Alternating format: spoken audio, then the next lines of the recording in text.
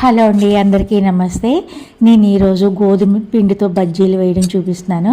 గోధుమ పిండి తీసుకుని అందులో కొద్దిగా సాల్ట్ అలాగే పెరుగు కూడా వేసుకుని కొద్దిగా వాటర్ పోసుకుంటూ బాగా కలుపుకొని దీన్ని ఒక హాఫ్ అన్ అవర్ మళ్ళీ పక్కన పెట్టేసుకోవాలి.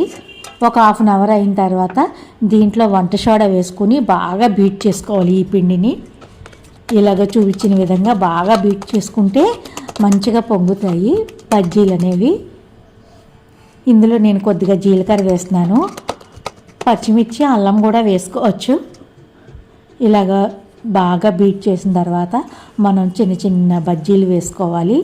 ఆయిల్ హీట్ ఎక్కిన తర్వాత ఇలాగ పొంగుతాయి అన్నమాట. మనం ఎంత బాగా బీట్ చేసుకుంటే బజ్జీలు అంత బాగా పొంగి బాగా వస్తాయి. వీటిని ఇప్పుడు తీసేస్తున్నాను. చూసారా, మెత్తగా సాఫ్ట్గా వస్తాయి. గోధుమ పిండి బజ్జీలు రెడీ అయిపోయినాయి.